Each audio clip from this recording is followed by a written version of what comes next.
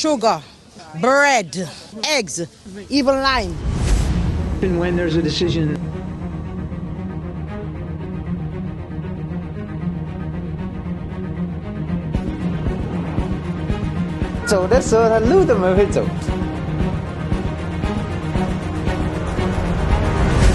Recientemente escuchamos que un alto directivo de uno de los bancos más importantes del mundo allá en Europa dijo que los precios de los alimentos para la gente pobre van a estar, así lo dijo, van a estar inalcanzables, imposibles.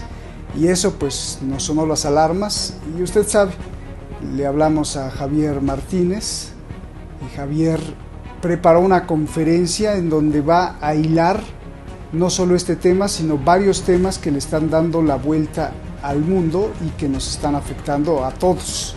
Soy Roberto de la Madrid y esto es Detrás de la Razón en Masterclass. Comenzamos.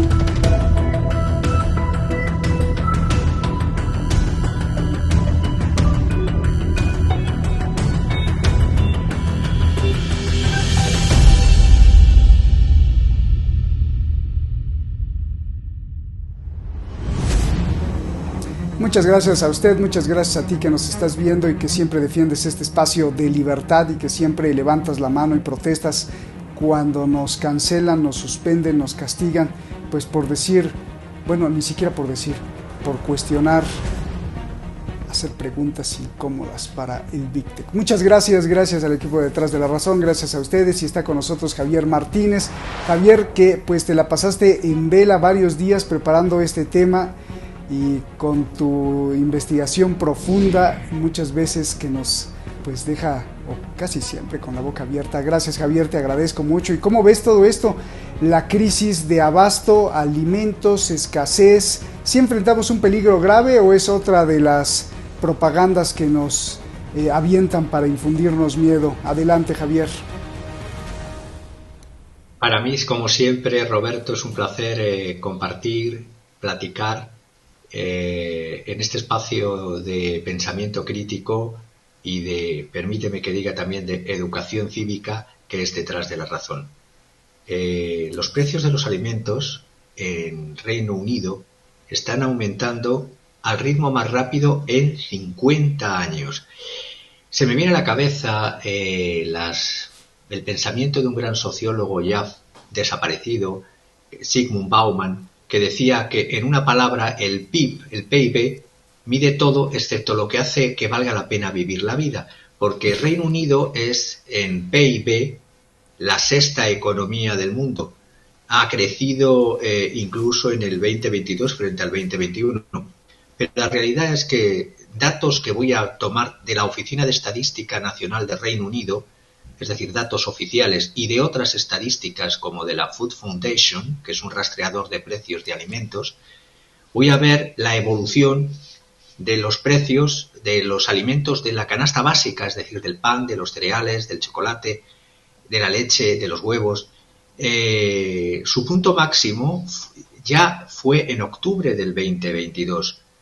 Hubo este incremento de los precios de producción que el British Retail Consortium, que agrupa a todos los supermercados y toda la distribución, ya decían y dicen, esperemos que puedan ir bajando en los próximos meses, pero la cuestión es que no baja, repito, su punto máximo octubre del 2022.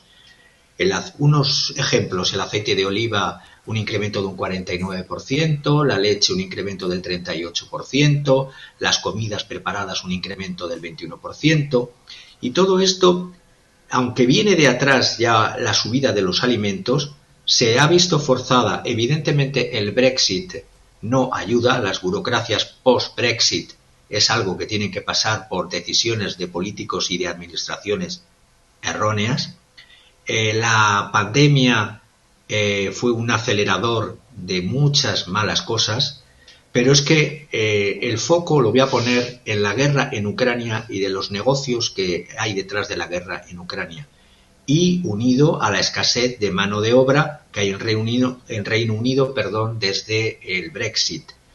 Si vemos, por ejemplo, el mal tiempo en el extranjero de productos que ellos importan, como España, la sequía, hace que haya escasez de verduras, no me basta con lo que el llamado zar, así le llaman, el zar de los alimentos de Reino Unido, Henry Dimbleby, para que los oyentes sepan, es el que creó y el dueño de ya la vendió, de una cadena de fast food chain, de comida rápida, Lion. Recuerdo en King's Cross Station hay una, y en todo Reino Unido y fuera de Reino Unido también la hay.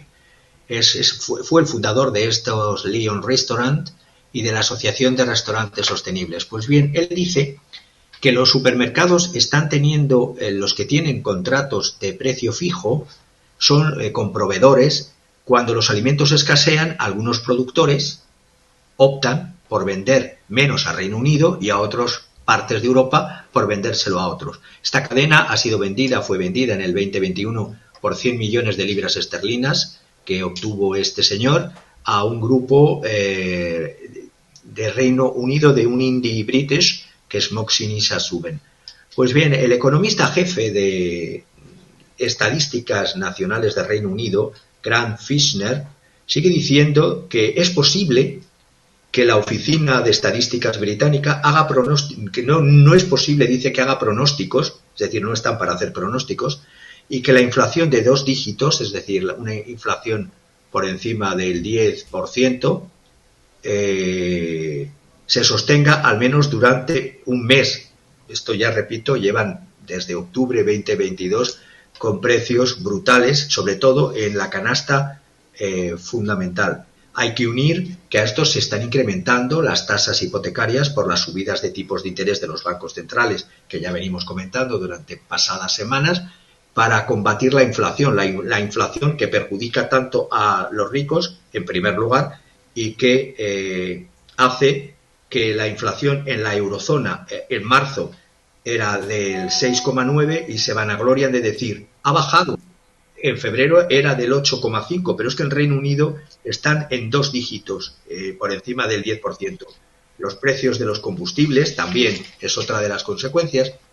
La caída de la inflación que se ha producido en Reino Unido, a pesar de todo, de seguir en 2 dígitos, no significa que los precios estén cayendo, sino que lo que se llama la tasa de aumento de precios se está desacelerando sin que los precios de los alimentos bajen de los niveles brutales que estoy comentando. Simon Mellin, fundador y director ejecutivo de una cadena llamada The Modern Milkman, el lechero moderno sería, habla de que y el propio Banco de Inglaterra también hablan de que cuando las personas tienen menos dinero para gastar, compran menos cosas, y lo que reduce la demanda de bienes y servicios y ralentiza el aumento de precios. Pues realmente quien está padeciendo todo esto, como siempre, es la ciudadanía británica. Luke Bartholomew, economista senior de una empresa de inversión global más grande, una de las más grandes, ABRDN, esta empresa dice que es probable un nuevo aumento de las tasas el próximo mes, y es un analista de macro. Y sobre todo está hablando de que las prioridades en las inversiones de los ricos siguen siendo Asia, la sostenibilidad, alternativas, pero siempre fuera de su propio territorio. Cuando decía que me voy a ir a otros índices aparte del Instituto Nacional de Estadística de Reino Unido, me voy al rastreador de precios de alimentos. El IPC, como decía, si bien ha bajado, estaba en febrero al 10,4 en Reino Unido y ha bajado al 10,1, los precios de los alimentos están en incrementos de una media del 19,1. ¿Qué significa una media del 19,1? El precio de una canasta cesta semanal de alimentos ha aumentado entre un 24 y un 26% de media desde abril del 2022. La Food Foundation lo que hace frente a estadística del Reino Unido es que tiene en cuenta una canasta de alimentos para un hombre o mujer adultos como parte de un plan adecuado de dieta nutritiva y tiene en cuenta los costos razonables, es decir, habla siempre de canastas medias. Y lo que está viendo la Food Foundation frente al Instituto Nacional de Estadística controlado por el gobierno es que el aumento de los precios es incluso mayor que la inflación de los alimentos que publica la ONS, la Office for National Statistics, es decir, la Oficina Nacional de Estadísticas. Por lo tanto, los datos que yo he dicho antes son todavía peores en los bolsillos de las personas en Reino Unido. Los alimentos de la estadística oficial no se seleccionan, no reflejan las tiendas típicas, los precios en las tiendas típicas de alimentos, ni tampoco tienen en cuenta los requisitos dietéticos medios de cualquier ciudadano británico. Por lo tanto, y voy a terminar con esta pregunta, voy a poner ejemplos, como siempre, algunas categorías de alimentos que han visto más afectadas, por ejemplo, el aceite de girasol. Voy a tomar, si me permites, 5 categorías y voy a explicar por qué. El aceite de girasol, Ucrania es el tercer, no el único, mayor exportador mundial de aceites vegetales y el principal exportador de aceite de girasol. Pues bien, del 45 al 55% del suministro mundial de girasol en los últimos 10 años provenía, entre otros, de Ucrania y de países como Rusia en cuanto a los aceites. Año 2022 hubo un incremento del 85%. Hubo una interrupción. La FAO escribió a Rusia, la FAO, para los que si no lo saben, es el Instituto de Naciones Unidas que habla sobre la organización de los alimentos, por decirlo a grosso modo, ha descrito y ha señalado como a Rusia y a Ucrania como los productores más importantes de productos agrícolas del mundo. En un documento que he invitado para que lo podáis, a quien lo quiera ver, un documento que he estudiado del 10 de junio del 2022 de la FAO, habla de Food and Agriculture Organization of the United Nations, the importance of Ukraine and the Russian Federation, la importancia de Ucrania y de la Federación Rusa for global agricultural markets, para los mercados de la agricultura globales, mundiales, y los riesgos asociados de la guerra en Ucrania. Esto ya lo decía en junio del 2022 la FAO. Pero bueno, nos quieren empecinar en que continúe la guerra. La leche, según la Basic Basket Tracker, es decir, de Food Foundation, el coste semanal de la leche ha aumentado en Reino Unido un 43% desde abril del 2022. Son niveles récord en diciembre del 2022 y siguen estando. ¿Y por qué todo esto? Pues tengo datos directamente de granjas y de los principales productores del Reino Unido. Cada vaca consume alrededor de 50 kilos al día de alimento por ración mixta, que va desde combinación de pastos, maíz, soja y trigo. El incremento de precios del combustible y de los fertilizantes es otro añadido más. Y el incremento del gas para producir fertilizante sintético, es decir, la urea, el nitrato de amonio líquido, ha pasado de 6.000 libras, los 25.000 litros de nitrato de amonio líquido, a 21.000 libras. Y si hablamos de insumos orgánicos, es decir, del estiércol, también los precios han aumentado. Los agricultores del Reino Unido utilizan 1 millón de toneladas de nitrógeno, de lo que estoy diciendo, fabricado para el cultivo tanto del consumo humano y de los pastos animales. Y estos son datos de la Unión Nacional de Agricultores Británica.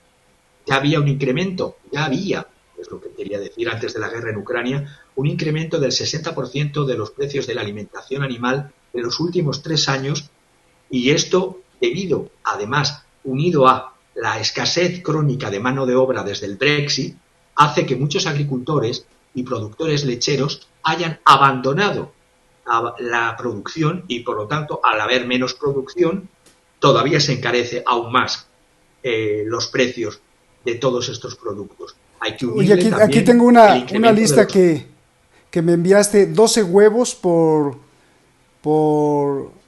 3.17 libras. ¿Ese es más o menos o está todavía bajo? Sí, creo que es información del gobierno. El incremento te diría que es bajo porque el incremento real que se está produciendo en Reino Unido ha sido de un 47% en el rubro huevos en el último año, debido a lo que digo, incremento en los costes de producción, reducción de la producción por abandono de muchos granjeros y el abandono de la industria, la reducción de la propia producción porque los costes de producción hacen que sea inviable. Todo esto, para que nos hagamos una idea, se han reducido en 3 millones, es decir, se ha sacrificado el total de ponedoras en 3 millones de aves entre septiembre del 2022 a febrero del 2023, es decir, tras una gripe aviar hubo sacrificios, pero aparte por los costes se sacrifican aves ponedoras, se reduce la producción, algunos abandonan la industria de ponedoras y se incrementan los costes de producción. Pero esto lo podemos hacer extensible a los otros productos que quería comentar. Los tomates troceados, un incremento del 50%, las lechugas, los pimientos, los pepinos picados, un 83%, unido a que incluso no solo ya la de la producción que se hace en invernaderos de Reino Unido o de Holanda, sino también las importaciones de España debido a la sequía en España. El año 2022 es un año de escasez de verduras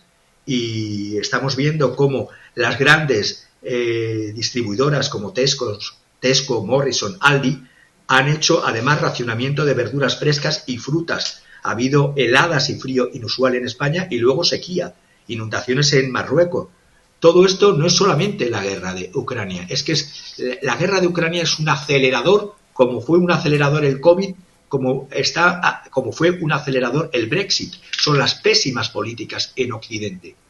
Las producciones, hay un descenso en la producción lechera. OACAS, el presidente de la Junta de Productos Lácteos de la NFU, ya advirtió que estaban cayendo los niveles de producción. Arla Foods, que es la mayor cooperativa láctea de Reino Unido, los precios de una botella de 4 pintas se han incrementado el 36% y la leche de larga duración, que es la leche en polvo, Cowbell, se ha incrementado en un 73%.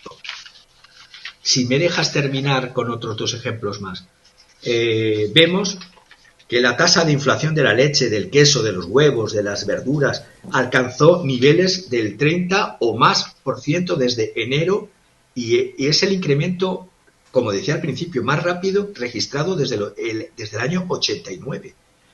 Entonces, ¿a quién está beneficiando toda esta política? A la población civil, a la ciudadanía de Reino Unido y de otros países de Occidente, para nada. Claro. Oye, Javier, ¿y cómo esta crisis de carestía, de precios altos, de escasez de alimentos en Occidente se está, o en Europa, está pasando fronteras y está alcanzando otros países? Por ejemplo, se está extendiendo a África, o no sé si puede alcanzar América Latina o Asia, pero por ejemplo, en el caso de cómo se extiende esta carestía y escasez hacia África o hacia fuera de las fronteras de la Unión Europea. Curiosamente lo voy a tratar de 2 maneras y aquí, si me permites, me voy a extender porque Venga. Hay mucha falsedad en Occidente y mucha desinformación. Recibí y seguí el debate en el Parlamento británico, un debate que tuve acceso el 25 de abril del 2023, es decir, hace unos días, en Westminster Hall.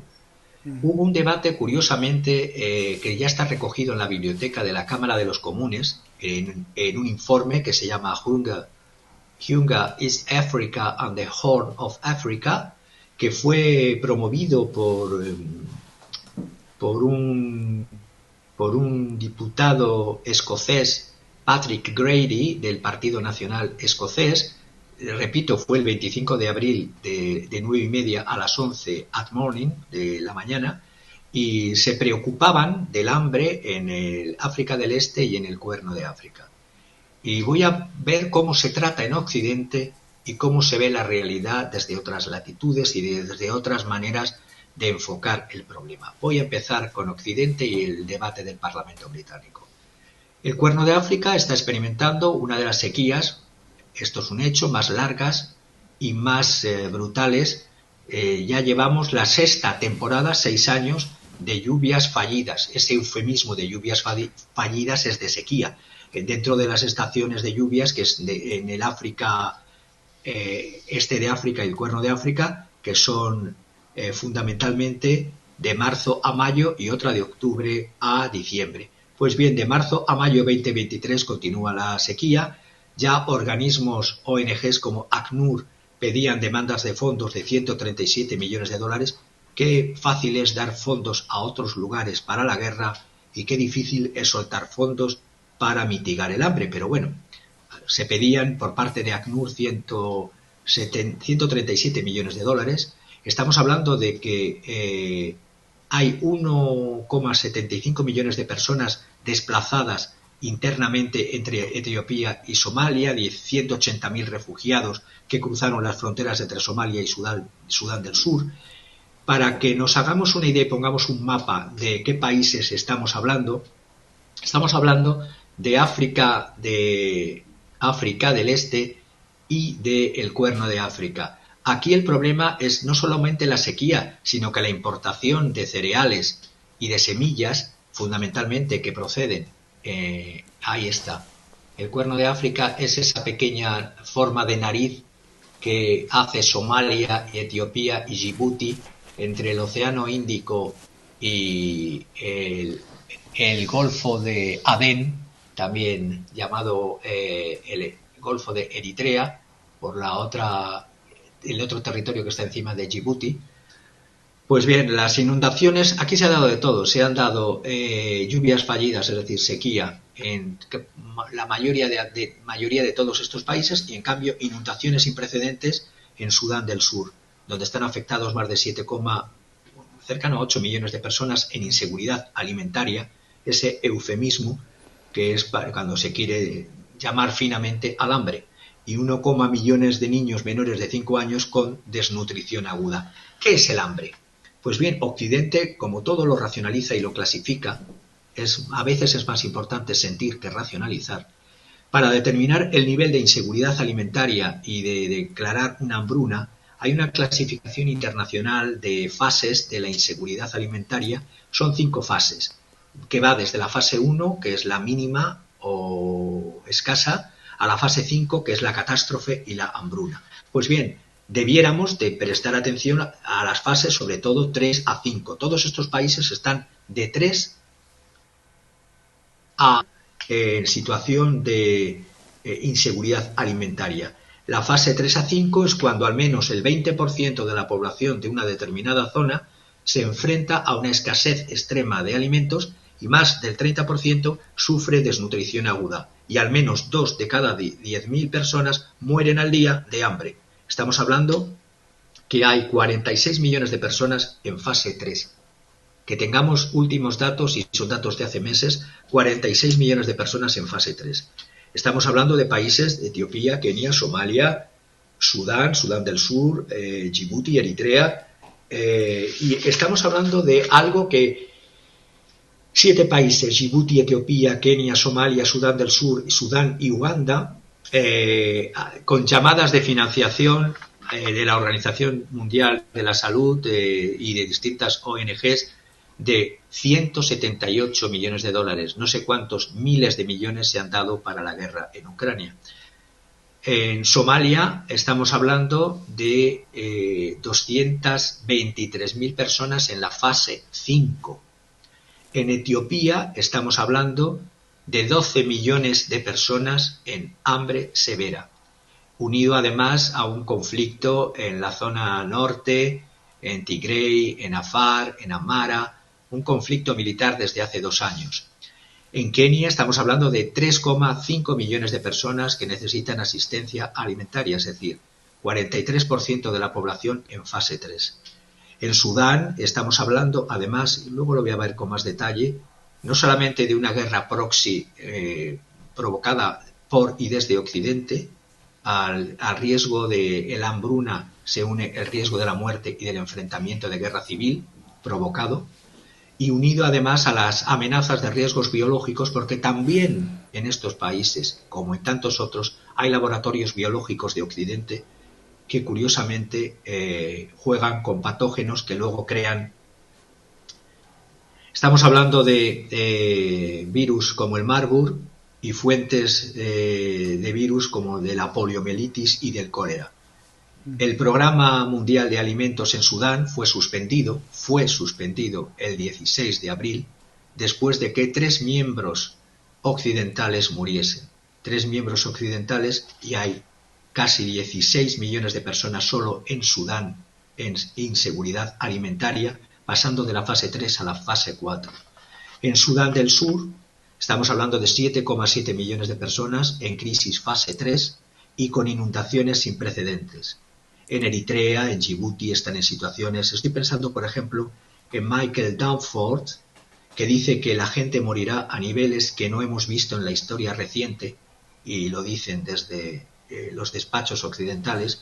Es el Regional Director for Eastern Africa de la ONG World Food Programme for Africa. 82 millones de personas afectadas por inseguridad alimentaria. Un incremento de un 60% más en el año 2022. Perdonad que me pongo nervioso. Cuando estamos hablando de cifras de millones de personas afectadas, con el eufemismo de afectadas de inseguridad alimentaria, y que es no poder comer. Cuando hablo de Sudán y me sublevo, es que Sudán se habla de que ese laboratorio nacional de salud pública en Jartum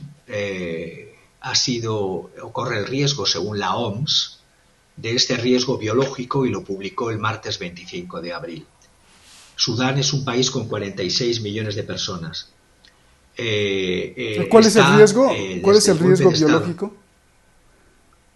El riesgo biológico es el escape de virus, como siempre, el miedo, el horror y la muerte. El escape de virus, en este caso de un virus llamado Marburg, como Marburgo, y otros virus más conocidos como la poliomielitis y el cólera.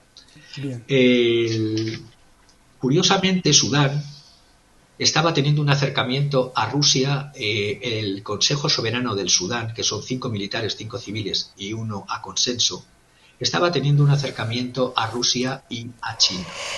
Recordemos que Xi Jinping visitó, o mejor dicho, fue un encuentro, no fue visita a Sudán, fue un encuentro en Riad con el presidente del Consejo Soberano del Sudán, Abdel Fattah Abdelrahman al-Burhan, en Riad, y se empezó a hablar ya de la colaboración directa chino-sudanesa. Todo esto antes del conflicto.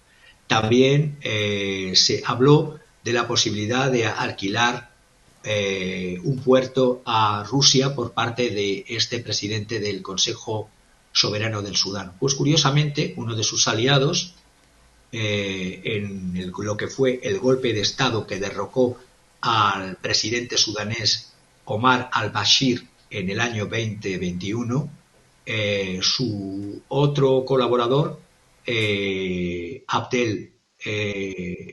Mohamed Hamdan Dagalo, alias Hemedti, es el que está siendo alimentado por Occidente y otros países. Es quien lleva, frente al ejército sudanés, dirige el grupo de paramilitares, el llamado RSF. Aquí parece que es un enfrentamiento entre dos egos, pero la realidad es que detrás hay otras potencias.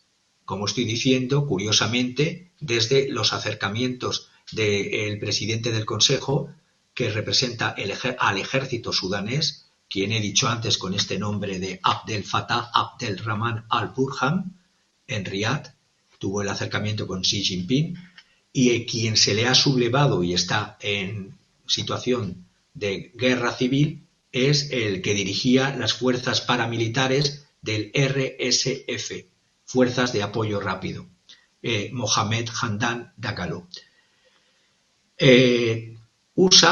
Estados Unidos ha enviado tropas a Puerto Sudán, el puerto principal de Sudán, 3 buques de guerra, el United States Brunswick, el United States Truxtun, el United States Lewis Fuller. Hasta hace poco estos 2 militares sudaneses eran aliados para derrocar, como ya digo, derrocaron al presidente sudanés, que tenía además un mandato de la Corte Penal Internacional, contra Bashir por crímenes de guerra en Darfur. Pues bien, la situación es que Sudán es un país africano grande, con recursos minerales como petróleo, como minas de oro y muchos otros minerales importantísimos. Y para terminar para que se vea claramente lo que es la preparación de una guerra proxy, voy a dar unas fechas y unos datos.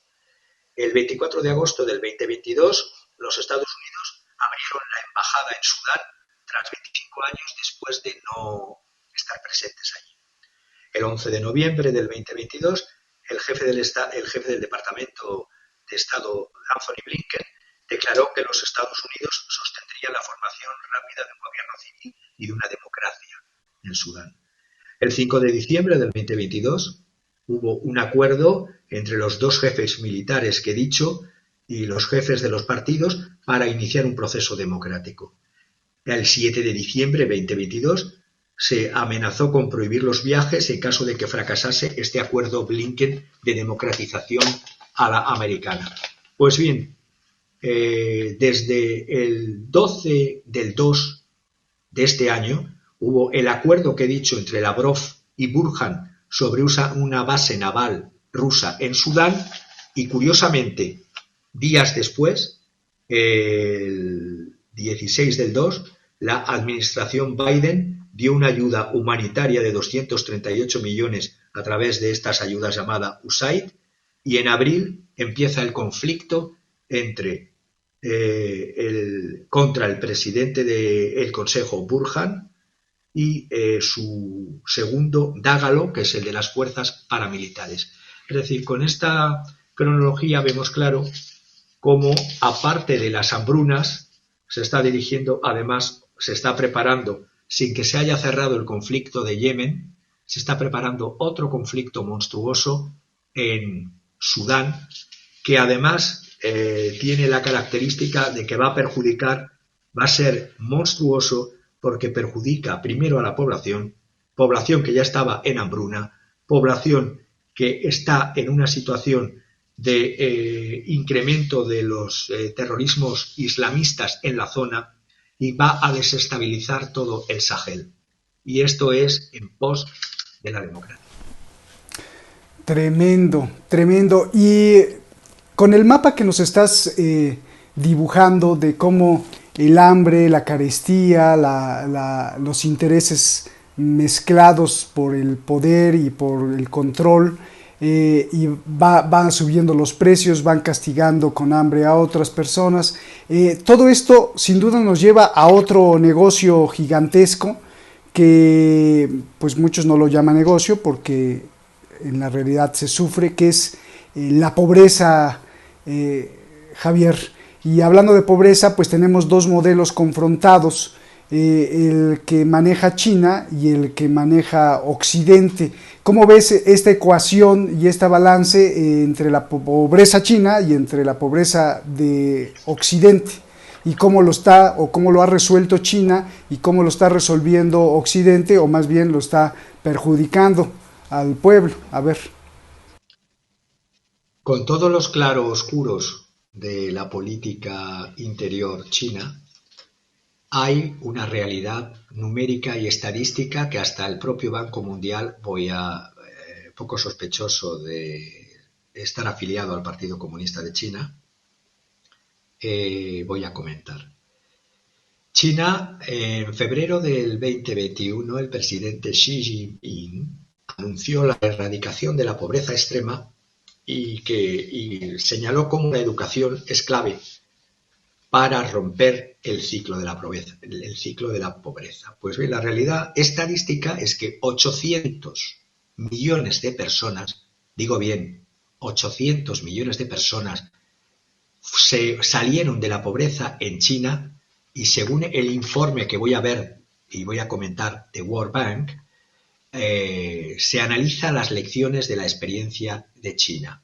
The World Bank, en un informe del 1 de abril del año pasado, ha señalado cómo en los últimos 40 años la cantidad de personas con ingresos inferiores, teniendo en cuenta el dato de pobreza como lo dice el Banco Mundial, que me podrán decir otros analistas, es que teniendo en cuenta el PIB de China,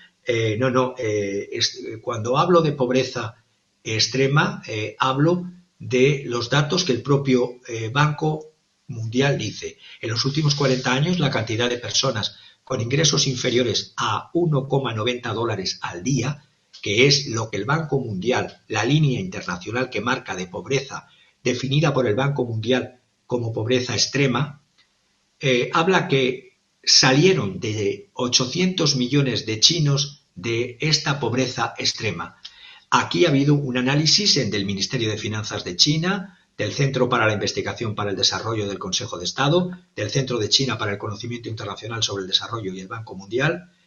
Y los datos es que la vicepresidenta del Banco Mundial, Manuela Ferro, para Asia-Pacífico, ha visto cómo a medida que la economía china se ajustaba al nuevo modelo de crecimiento bajo en carbono, porque encima es de los que más está apostando, porque era de los que más contaminaba, a las políticas anticarbono, sus políticas sociales se están adaptando y deberán adaptarse aún más a una mayor movilidad laboral, según el Banco Mundial, mejorar los niveles de capacitación de acuerdo con los cambios en la demanda laboral y ofrecer una mayor protección social para garantizar una transición justa. Esto lo dice el Banco Mundial, pero las claves son: la transformación económica ha sido una base amplia para dar oportunidades económicas a mayor número de población china. Ha habido un incremento de los ingresos promedio. Ha habido además un apoyo específico a áreas desfavorecidas, o bien por la geografía o bien por la falta de oportunidades. Una apuesta fundamental por la educación pública, por la sanidad, por la orientación hacia el exterior, por inversiones públicas que sostengan las infraestructuras y por políticas estructurales por parte del Estado que apoyen la competencia. Y además mejorando en zonas donde, curiosamente, Occidente quiere ver conflictos, como puede ser Xinjiang, Xinjiang y Ningxia. Los comentarios de la directora gerente Kristalina Georgieva en el Foro de Desarrollo de China que se produjo el 26 de marzo pasado, hizo una declaración de cómo está el mundo. Habló de la desaceleración del crecimiento global por las cicatrices de la pandemia COVID, por la guerra en Ucrania, también por el endurecimiento de las políticas monetarias contra la inflación. Habló que el crecimiento mundial estará en el año 24, estará por debajo de su promedio histórico, que era siempre el promedio, el 3,8%. Lamenta Kristalina Georgieva que el mundo se haya dividido en dos bloques rivales otra vez. La República Popular China está teniendo un incremento en el año 2023 de un 5,2%, es decir, un incremento de 2 puntos frente al año anterior, al año 2022. Un incremento, para que veamos que no solamente favorece a China, un incremento del 1% en el PIB de China conduce a un incremento del 0,3% en el crecimiento de otras economías de Asia. Hay un refrán chino que dice: el trabajo de todos, de todo el año depende de un buen comienzo en la primavera. Y las primaveras que se prevén en Occidente son de guerra, de contraofensivas, de inflación y de muertes. Entonces, el trabajo de todo el año depende de un buen comienzo en la primavera. Estamos haciendo en Occidente muy mal las cosas. El incremento de la productividad china, reequilibrar la economía lejos de una mera financiarización impulsar el crecimiento del consumo interno, el depender menos de la deuda. En el año 1980 pensemos que la República Popular China era uno de los países más pobres del mundo. Sin embargo, tenía una población relativamente sana, bien educada, con tasas de ahorro altas y una distribución igualitaria de la tierra. Hubo una serie de reformas desde entonces impulsando al mercado de un país mayoritariamente rural y agrario. Se creó una potencia industrial predominantemente urbana. Han ido por fases de desarrollo. Los mercados y las empresas jugaron un papel, sí, fundamental, pero la política gubernamental siempre estuvo apoyando, el Estado apoyando el desarrollo y el crecimiento y la distribución. Esta gran capacidad administrativa de proporcionar bienes públicos, alto grado de descentralización y de orientación al desempeño son las claves del éxito. Las escuelas y los estudiantes han ido mejorando con mayor desempeño en el mundo la población china. Y a todo esto, ¿qué hace Occidente? Incrementar la guerra. Y cuando hablo de Occidente, hablo de la administración que dirige Occidente en el senil presidente Biden. Oye, Javier, antes de que te extiendas y pasar, tengo yo una pregunta y tengo una duda. A ver, me parece que el modelo chino para sacar de la pobreza a tantos decenas, cientos de millones de personas ha sido muy exitoso. De hecho, recuerdo cuando era niño, pues China pintaba diferente en el mundo y hoy pinta, pues es la potencia ahí económica gigantesca y fábrica. Pero ¿qué hubiera pasado si en este medio siglo las grandes transnacionales, todas las grandes transnacionales que maquilan, que fabrican sus productos en China, no hubieran llevado las fábricas ahí, se las hubieran dado, por ejemplo, a Brasil, y que jamás Occidente hubiera volteado a ver a China, y que todas las empresas tremendamente, pues que manejan al mundo, y hablando desde Nike, hablando desde todas, la fabricación de chips, se le hubieran dado a Brasil, por ejemplo. Hoy no, Brasil sería una gran potencia, o ¿qué hubiera pasado con China? Esa es una duda que tengo, no sé. A ver, explícame. A tu pregunta actual de Brasil y China, te diría que todo hubiera dependido de si las inversiones en vez de a China hubiese ido el capital que no tiene patria, hubiese ido en la misma proporción a Brasil que ha ido desde los años 70, finales de los 70, a China. Todo depende de cómo las administraciones de Brasil hubiesen guardado la soberanía en sus políticas de permitir zonas de libre comercio y de libre inversión, siempre controlando las empresas chinas y el capital del Estado un porcentaje superior al 50 o 51% de todas las inversiones en sectores importantes. Entonces, si de lo que se trata es el capital internacional invierte y las burguesías periféricas se enriquecen y no miran por los capitales más que por sus bolsillos, no por el capital de la nación, y lo que hacen es ser meros sirvientes del gran capital internacional de las transnacionales, pues por mucho capital que hubiera ido, digo en esa hipotética idea, si el capital hubiera ido todo a Brasil y Brasil hubiera estado, hablo en tiempos condicionales, hubiera estado administrado por personas corruptas, no digo que exista corrupción en Brasil, digo, si hubiera estado administrado por personas corruptas, pues las transnacionales hubiesen hecho de su capa un sayo, como hacen o pueden hacer en otras latitudes o en otros países incluso de Latinoamérica, donde Lavajato es solo un ejemplo y donde pero no mi pregunta, Javier, es más, ¿qué hubiera pasado con China?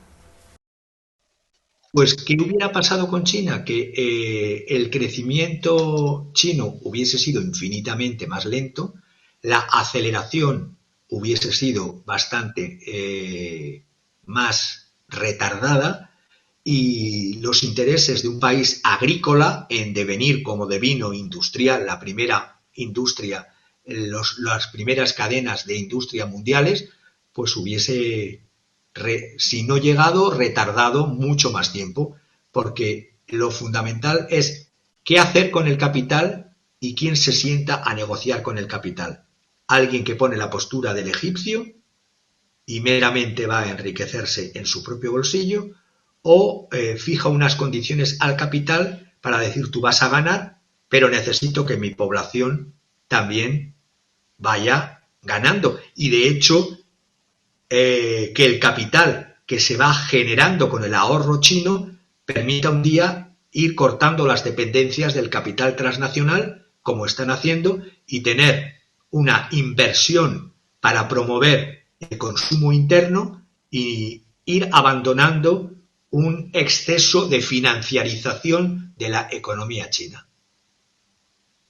Qué explicación tan clara, ¿no? Y también un poco esta doble moral de Occidente de haber visto a China como pues un paraíso para hacer fábricas. Por eso también es que se fueron para allá, porque pues no costaba más que un tazón de arroz. Yo me acuerdo hace muchísimo tiempo que fabricar, pues páguenle a los chinos pues un tazón de arroz y nada más, ¿no? Y bueno, pues ahí está.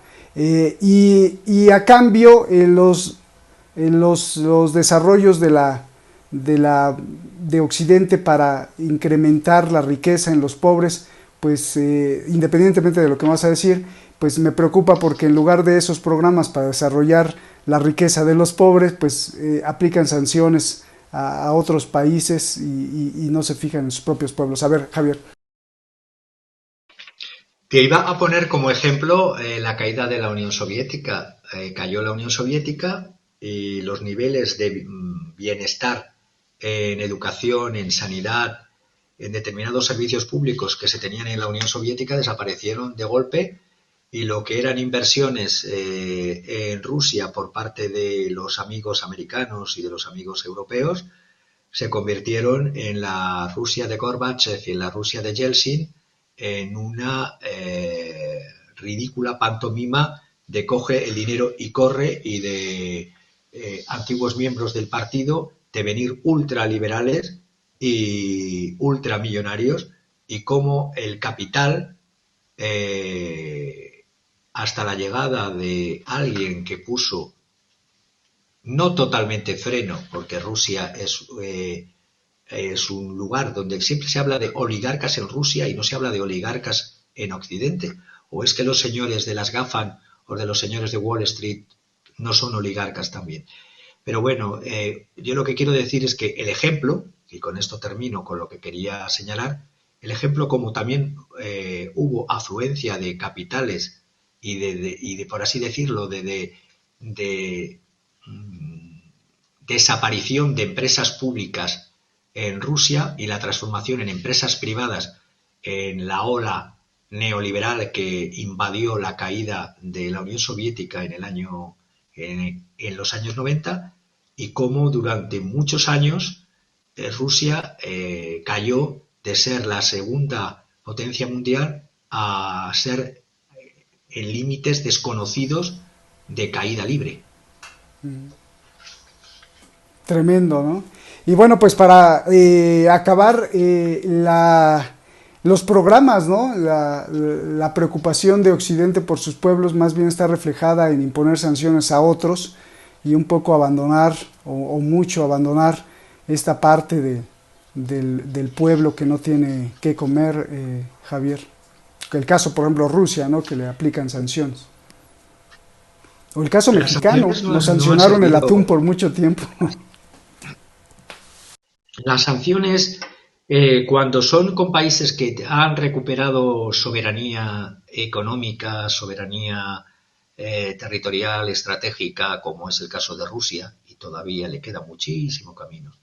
Pero quiero decir que con países que después de haberles hecho caer hasta los infiernos, con el proceso de liberalización tras la caída de la Unión Soviética, Rusia estaba a punto de desapareció como Unión Soviética y la propia Federación Rusa estaba para desaparecer. Pues bien, con las sanciones a un rebelde Putin a no someterse a los diktat desde la conferencia de Múnich de hace ya bastantes años, a partir de ahí empieza el enfrentamiento con la Rusia nacionalista y asombra a Occidente que la rápida recuperación que está teniendo la industria y el aguante de la economía rusa, a pesar de ser el país con más sanciones del planeta.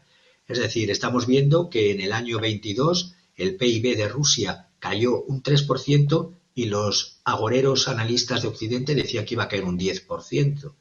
Este año esperaban una caída de la industria de un 1,4% y ya va un 1,2% positivo a mes de marzo. Es decir, en un trimestre ya ha recuperado al 1,2% el incremento de la industria. Pero también el cierre del 2023 yo auguro que va a ser también en positivo. Y eso que la falsedad de Occidente, porque estamos hablando de sanciones y luego vemos que el crudo y los derivados, ha habido un incremento del crudo, de las ventas de crudo, y no solamente por las exportaciones a China, India y Turquía, sino por las exportaciones a otros países, estoy pensando en Marruecos, que luego se lo venden a otros países de la Unión Europea más caros, el incremento del 0,6 millones de barriles día, estamos hablando de una producción en crudo que ha subido hasta 8,1 millones de barriles por día y de los derivados del crudo ha subido hasta 3,1 millones de barriles por día. Pero te diría más para terminar, y a ver si me da tiempo, quería comentar algo que es y que tiene que ver con el hambre, que tiene que ver con la falsedad y con la dualidad de caras que se da en una información y lo que se hace por detrás. Mientras que, por ejemplo, la fraterna Polonia dice no tener fronteras con Ucrania y se hace ese acuerdo en el que Zelensky y el presidente Duda decían que ya no habría fronteras. Claro, se está preparando una anexión de territorio ucraniano por parte es lo que desearía Polonia, un Anschluss. Pues bien, el 30 de junio se han prohibido, y no solo por Polonia, sino por muchos países del este, los llamados países del este, los que más combativos son de la OTAN contra Rusia, se están prohibiendo las importaciones de cereales y de fertilizantes ucranianos. Pero cuando se habla de ese acuerdo que se firmó el 30 de junio entre Ucrania y Rusia con el Consejo de Turquía para exportar cereales del Mar Negro a África, voy a decir la realidad de lo que está pasando. La realidad de lo que está pasando es que lo que se está enviando desde los puertos ucranianos desde Rusia y de Ucrania, fundamentalmente desde Ucrania, desde este acuerdo junio 2022 que se renueva cada 4 meses, se dice que se han transferido 25 millones de toneladas de cereales y otros productos básicos a 45 países. Pero ¿quiénes son los que más se están beneficiando de estos 45 países? Se están beneficiando fundamentalmente los países ricos y los países de renta media alta, no los países africanos. Porque aquí tengo el informe y tengo 3 informes contrastados. El que dice la Unión Europea, el que dice Rusia y el que dice la FAO. Según lo que dice la Unión Europea, se estaría repartiendo para países africanos una cantidad de 200, luego lo voy a precisar porque es falsa las cifras que da la Unión Europea. Los 5 mayores exportadores de cereales y fertilizantes, entre ellos está Rusia y está Ucrania, se están yendo hacia Asia, fundamentalmente, se está yendo a la Unión Europea y muy poquito para África. El 25% de las cargas van al Cuerno de África, dice la Unión Europea. Pues yo digo que es menos todavía. Los principales beneficiarios de todos estos cereales y de estos fertilizantes son China, España, Turquía, Italia. Según la FAO, al menos 16 países africanos que han importado en los últimos años cereales de Rusia y de Ucrania. Entre el año 2018 y el 2020, África importó 3.700 millones de granos de Rusia, que es el principal exportador, y 1.400 millones de granos de Ucrania. Pues bien, según la edición rusa de Forbes, que dice que la cuarta prórroga de estas prórrogas que se producen cada 4 meses, Lavrov ha dicho el 7 de abril que si no se avanza en la remoción, es decir, en quitar todos los obstáculos reales que se están dando a exportar fertilizantes y cereales rusos a África, los rusos van a romper con el acuerdo, porque realmente se está llevando, ya lo he dicho, a países de renta alta, media alta y países de renta media alta, y la realidad es que Occidente dice haremos otros pasillos que no sean los puertos ucranianos, pero es que en lo que se está haciendo a través de los puertos del Danubio, a través de Rumanía, se están desviando fundamentalmente a países europeos. Y lo que dicen las condiciones rusas para renovar el acuerdo y que haya una mínima afluencia de cereales y de fertilizantes para África es el restablecimiento, que no lo van a aceptar los occidentales, ya lo digo yo. Son 4 condiciones. El restablecimiento del banco Roselhozbank para que los pagos se hagan en SWIFT. 2, es decir, si tú exportas grano tendrás que tener un pago. Segundo, la reanudación de suministros de la maquinaria agrícola a Rusia para poder recoger más grano. 3, la eliminación de las restricciones del acceso de barcos comerciales rusos a los puertos extranjeros, que se les está imponiendo condiciones e impedimentos.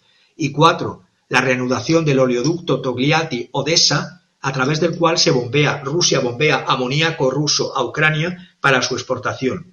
La realidad es que los países hasta el 9 de abril, las cantidades, según los datos, y estos son los datos reales, que sí me he preocupado de buscar, del Centro de Coordinación Conjunta de la Iniciativa del Mar Negro, hasta el 9 de abril, las cantidades que han ido para los países necesitados, no solamente del Cuerno de África, solo son un 20,5%. El otro 80% o prácticamente el 80% va para los países ricos. Y si nos fijamos solo en el Cuerno de África, a pesar de todo lo que cuentan, de los 27 millones de toneladas de productos agrícolas que se han exportado desde junio de 2022 a abril 2023, a Etiopía solo han llegado 232.000 toneladas, a Sudán 65.000 toneladas, a Somalia 53.000 toneladas y a Djibouti 541 toneladas. Las otras que complementarían hasta el 20% han ido a Bangladesh y a Yemen y a Afganistán. Pero el grueso de todo este negocio que se está haciendo con los cereales y con los suministros de fertilizantes se están yendo hacia la Unión Europea, y de los países que lo están recibiendo fundamentalmente, el 57% del trigo ucraniano transportado por mar desde agosto del año 22 está yendo a los miembros de la OTAN, a 37 países de la Unión Europea frente al 17% solamente de países africanos. Y esto es un escándalo y es algo que hay que denunciar, porque se habla de la guerra de Ucrania como la causante de, pero se está haciendo negocio con la guerra de Ucrania también. Claro, y por supuesto que hay mucho más gente en África y además mucho más gente que necesita los cereales que en la Unión Europea. Qué dramático panorama lo que nos dibujas y que nos explicas bien, Javier. Pues te agradecemos mucho. ¿Cuál es tu cereza del pastel, tu conclusión? Pues si te digo la verdad, estoy tan enfadado con lo que estoy viendo, que en un mundo como este, como decía Zygmunt Bauman, que le estoy releyendo y releyendo, no hay muchas rocas sólidas en las que los individuos con dificultades pueden basar sus esperanzas de salvación y en la que confiar en el caso de los fracasos, del fracaso personal. Los vínculos humanos se van aflojando, razón por la cual se han vuelto poco fiables y resulta difícil practicar la solidaridad. Del mismo modo que es difícil comprender sus ventajas y más aún sus virtudes morales. Yo diría, para seguir y y decir lo que decía Zygmunt Bauman, decir cuál es la solución, es volver a hacer los vínculos, luchar por reconstruir los vínculos humanos de solidaridad, fiarnos de quien tenemos más al lado y promover y desarrollar estos lazos de esperanza y de salvación para que el mundo sea vivible, habitable y merezca ser vivido. Olé, pues muchas gracias, Javier, y yo creo que efectivamente faltan rocas sólidas, y con todo lo que dices, a mí me gustaría decir, exhortar a todos los gobiernos del mundo, a todos los políticos del mundo a un ya basta personal, porque si bien la anglosfera y los capitales transnacionales apátridas que no tienen pátria y que corrompen todo y que avanzan como sombras en toda esa oscuridad de corrupción, o van fabricando incluso la corrupción tratando de comprar a políticos y a representantes de los pueblos del mundo, si bien ha sido ese comportamiento macabro y es una especie de guerra contra los pueblos y contra el interés real de la supervivencia de los pueblos, si bien han hecho todo esto a través de los años y a través de todos los países, ya basta, ¿no, Javier? Necesitamos gente sólida, gente que cuando te toque representar a tu colonia, a tu barrio, bueno, aquí en México se le dice colonias a los barrios, a tu barrio, a tu delegación, a tu alcaldía, a tu país, a tu estado, a tu entidad autonómica, a lo que sea, cuando te toque representar, pues hay que ser sólido, porque si no, entonces está también muy fácil echarle la culpa a todos estos malditos de la anglosfera, a todos estos traficantes, mercenarios de cuello blanco que tienen los miles de millones de dólares y llegan y corrompen y acaban con el campo y acaban con la producción local. Está muy fácil echarle toda la culpa, pero si no tenemos gente sólida que se resista a esos cañonazos de dinero, a esos cañonazos de poder, pues entonces vemos los casos de todo el planeta. Tenemos gobiernos corruptos que cuando además se les pide cuentas, pues dicen yo no fui, y entonces yo creo que ya basta, es un momento de que todos los gobiernos deben de pensar bien y saber que, como tú dices, que los lazos más importantes no son ni con los bancos, ni con los bancos mundiales, ni con los gobiernos de los poderosos, sino que los lazos más importantes son con los hermanos del pueblo, Javier. Como tú lo has dicho, hay que buscar y recuperar las realidades sólidas de antaño, es decir, el trabajo, la familia, que no sean amores líquidos, que hay que luchar contra la precariedad, contra la provisionalidad, es decir, todo se hace provisional para el instante, para el minuto, para el ego, para la superficialidad, para lo superfluo, para el ansia de novedad. Y lo que necesitamos son esas realidades sólidas y recuperar una modernidad sólida frente a una modernidad líquida. Y que la verdad que libera a los hombres suele ser la verdad que los hombres prefieren no escuchar, pero hay que escucharla y combatirlas. Y aguantarse y tener autocontrol, porque yo he visto, en mi vida he visto a muchos políticos en muchos países, principalmente en México, pero he recorrido América Latina, y no solo políticos, Javier, también familias, también gente que no tiene que ver con la política, pero cuando le hablas de negocios se le iluminan los ojos y dicen vamos a hacer negocio, ya sea con otra empresa o con el gobierno sobre todo, y se les ilumina los ojos, la cara, y esa iluminación significa venga para mí, nada para ti, y ahí está la desgracia. Ya basta de tener gente corrompible, que esa es también una tarea individual de nosotros mismos. Javier, te agradecemos mucho con todo este panorama que nos dibuja siempre en tus clases maestras, en tus conferencias magistrales.